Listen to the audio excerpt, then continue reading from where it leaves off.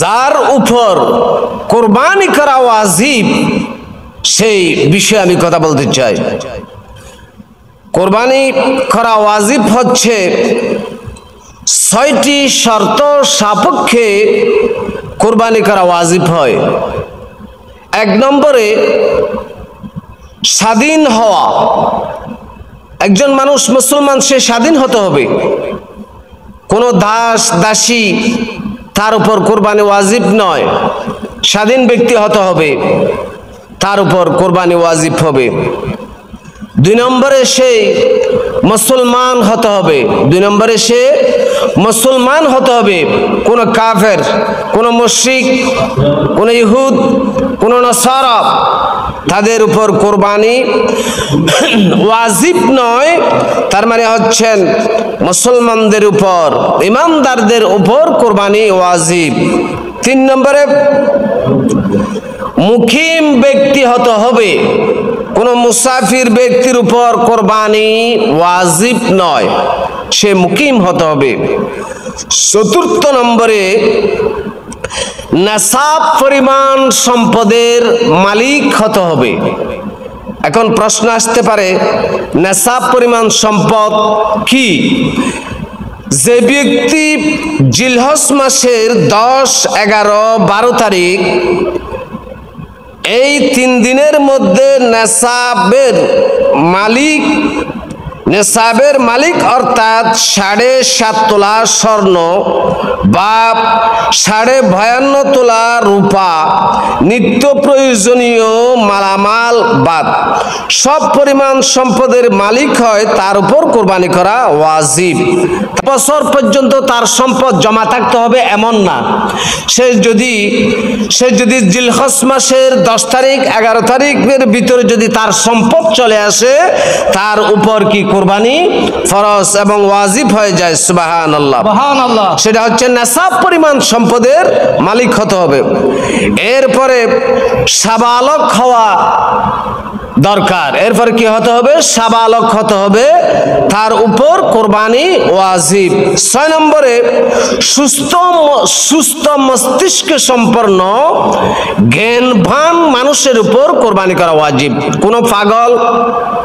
কোনো পাগল এবং যার মাথা ঠিক নাই এবং ব্রেনের সমস্যা আছে, পাগল ব্যক্তির উপর কোরবানি ওয়াজিব নয়, বরং সুস্থ মস্তিষ্ক এর উপর কোরবানি করা ওয়াজিব। সুবহানাল্লাহ। এখানে একটা বিষয় হচ্ছে এবং বুঝারও বিষয় আছে যে এখানে ৭ তোলা স্বর্ণ এবং ৫.৫২ তোলা রূপা এগুলির হিসাব করলে আমরা যে পরিমাণ সম্পদ পেয়ে থাকি, তার মানে হচ্ছে আমরা যদি রূপার দাম নির্ণয় করি, যদি ১,০০০ টাকা বা ১২০০ টাকা করে যদি প্রতি তোলা বিক্রি হয়, ৫.৫২ তোলায় সর্বমোট ৬২ থেকে ৬৩,০০০ টাকা পর্যন্ত আসতে পারে একজন মানুষের। সে ১ বছর পর্যন্ত জমা থাকবে এমন না। সে ১০ তারিখ ১১ তারিখ ১২ তারিখের ভিতরে যদি তার এই সম্পদ আসে, তার উপর কোরবানি করা ওয়াজিব হয়ে যায়। অনেক ব্যক্তি বলে যে আমার এই এতটুকু সম্পদ নাই। আমি হিসাব করে দেখেছি, নেসাব পরিমাণ সম্পদ যেগুলি মানুষের যে জায়গা আছে, যে জমিগুলি থাকে, ব্যবসা থাকে, বাণিজ্য থাকে, এবং এইগুলি হচ্ছে নেসাব পরিমাণ সম্পদের অন্তর্ভুক্ত হবে। কেননা হবে? এই জন্য হবে, ওই ব্যক্তি যদি ওই জমি এবং ওই ব্যবসার উপর যদি নির্ভরশীল না হয়ে এগুলো পরিত্যক্ত থাকে এবং এইগুলি যদি হিসাব করলে ৫.৫২ তোলা রূপার সম্পদের সমপরিমাণ হয় এবং ৭ তোলা স্বর্ণের সমপরিমাণ হলে ওই ব্যক্তির উপর কোরবানি ওয়াজিব হয়ে যাবে। সুবহানাল্লাহ। তাহলে আমরা হিসাব করে দেখছি, ৬২ থেকে ৬৩,০০০ টাকা পর্যন্ত যদি কোনো ব্যক্তির জমা থাকে, সে চাইলে আল্লাহর রাস্তায় সে কি করতে পারবে? কোরবানি করতে পারবে। তো যার তৌফিক যেভাবে সে সেভাবে কি করবে? কোরবানি করবে।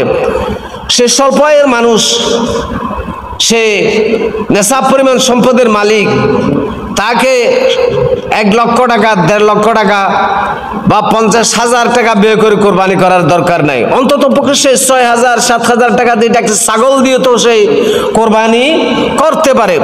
তার মানে হচ্ছে মানুষকে কোরবানি না করার জন্য নিরুৎসাহ করাটা ঠিক না, উৎসাহ করতে হবে। যদি নেশাব পরিমাণ সম্পদের মালিক হয় সে অবশ্যই কি করবে? কোরবানি করবে। সুবহানাল্লাহ। এরপরে যে আমরা কোরবানিগুলি করি এদের ভিতরে মহিষ, গরু, ছাগল, ধুব্বা, ওট, ভেড়া এগুলি দিয়া কোরবানি করা যায়। এর ভিতরে এগুলোর একটা বয়সের ব্যাপার আছে। যদি ওট যদি হয় ন্যূনতম 2.5 বছর পূর্ণ হতে হবে। কয় বছর? 2.5 বছর পূর্ণ হতে হবে। এবং মহিষ আর গরু ন্যূনতম 2 বছর পূরণ হওয়া লাগবে, তখন সেটা দিয়ে কোরবানি করা যাবে।